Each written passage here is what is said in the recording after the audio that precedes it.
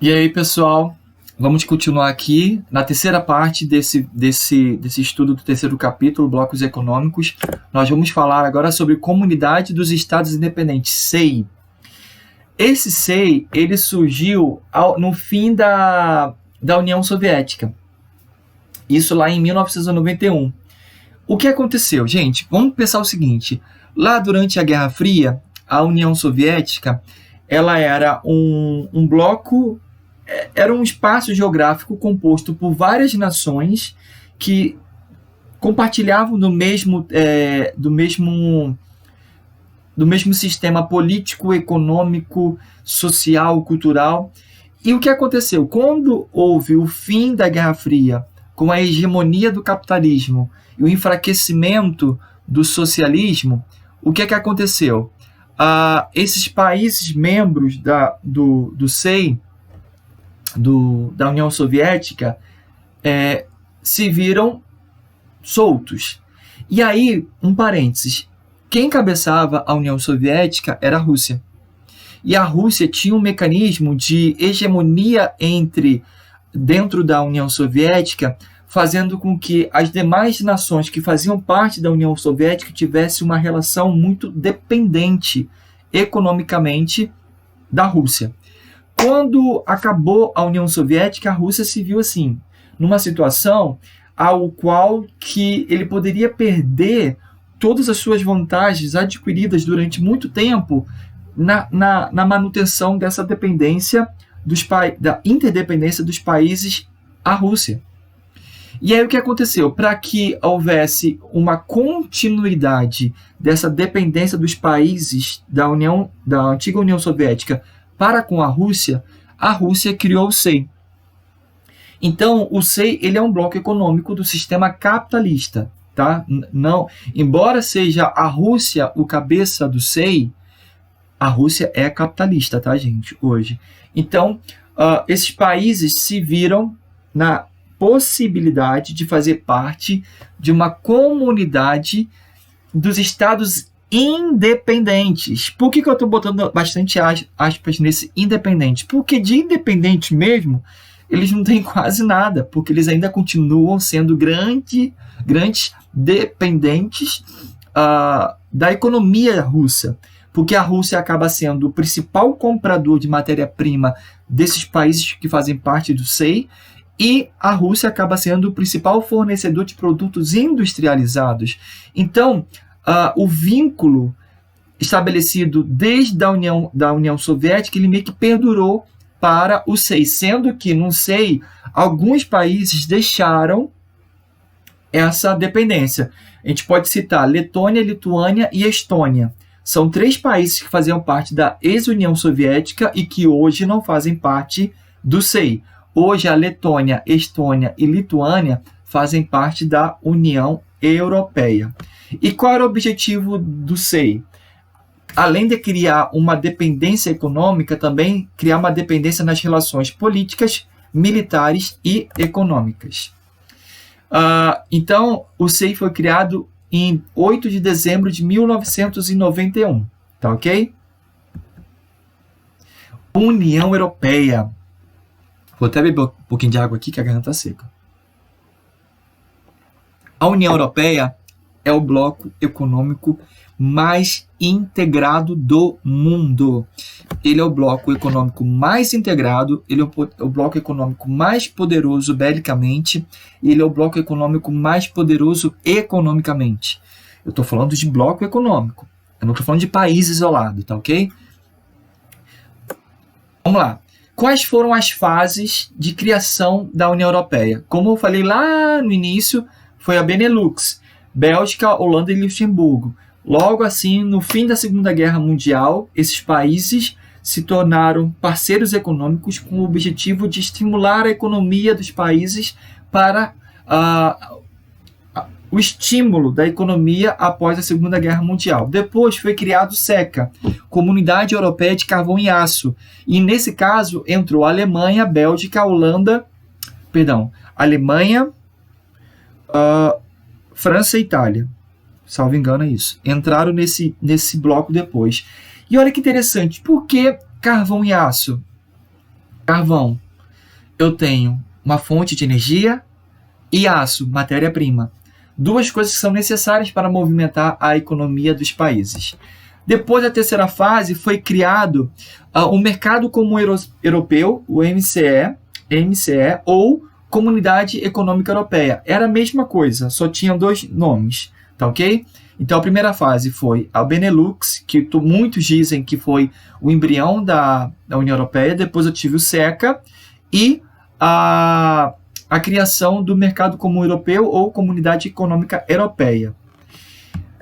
E, voltar aqui. E cada fase dessa foi adentrando, foi anexando novos países membros. E, por último, em 1991, foi assinado o Tratado de Maastricht. Esse Tratado de Maastricht ele veio consolidar todas as ações econômicas já praticadas pelo Mercado Comum Europeu.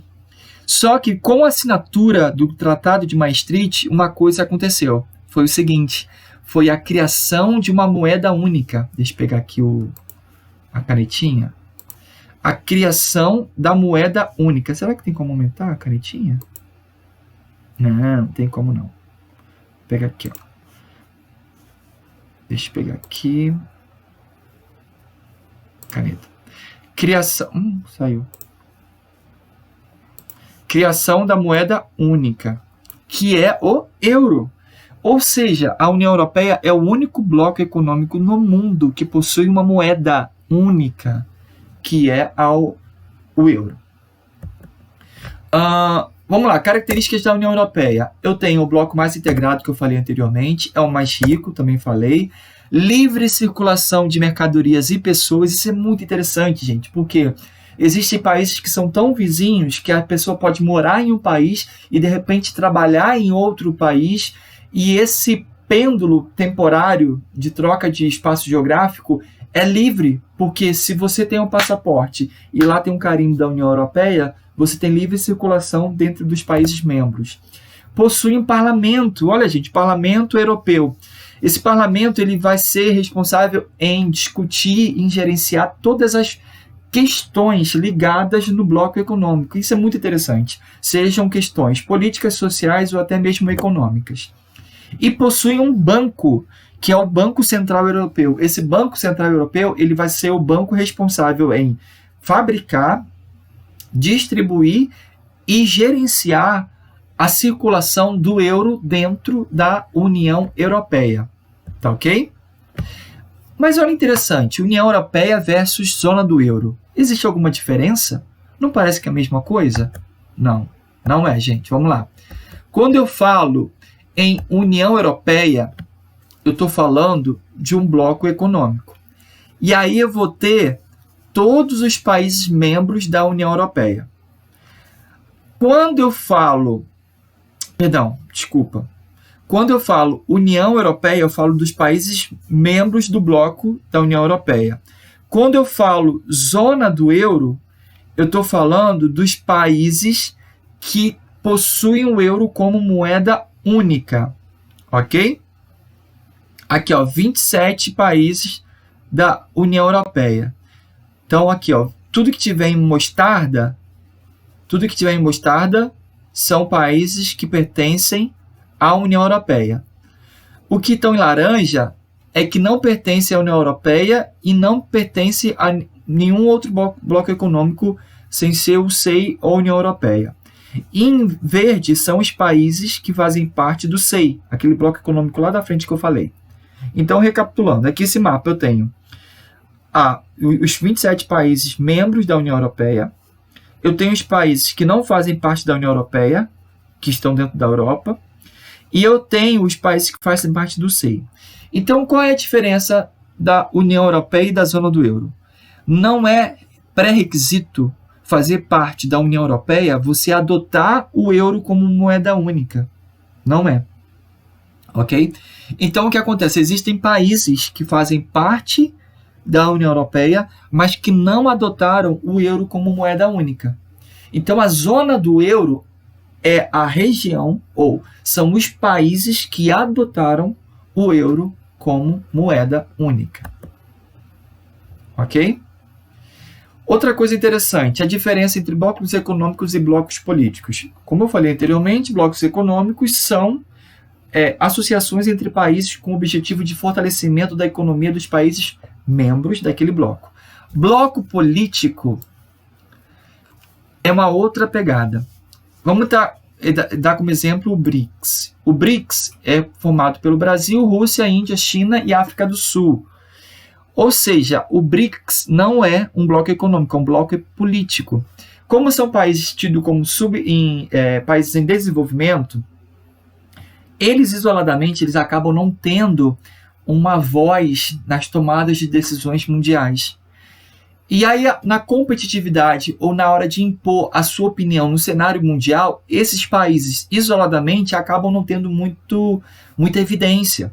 Então, o que eles fazem? Eles criam um bloco político, eles unem os interesses políticos mundiais, e aí sim, a partir dessa junção, todas as tomadas de decisões, sejam elas ambientais, sociais, econômicas, esses países, por formarem um bloco político, eles acabam tendo um pouco mais de voz nas tomadas de decisões mundiais.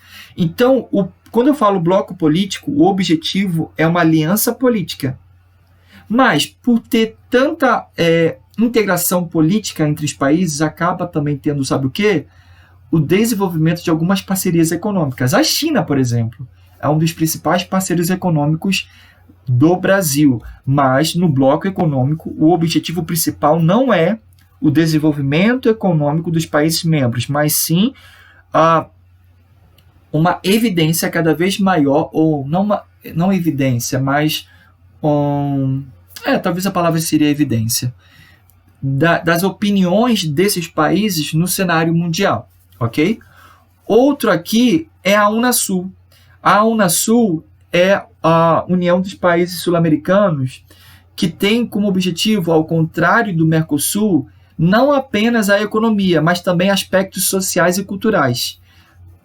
Então, a Unasul ela não é propriamente um bloco político, seria mais um bloco econômico. Não seria um bloco econômico, seria mais um bloco político.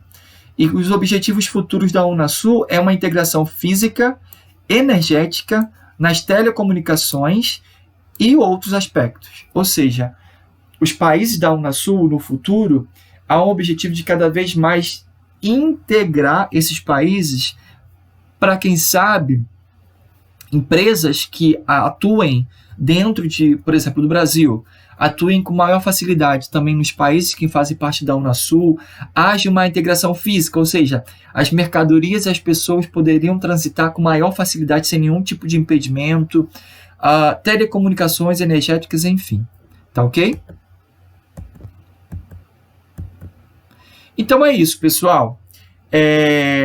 Espero que vocês tenham compreendido. Desculpa que eu gaguejei um pouquinho, é uma coisa nova, a gente acaba, para eu não precisar gravar tudo, então eu prefiro gravar direto.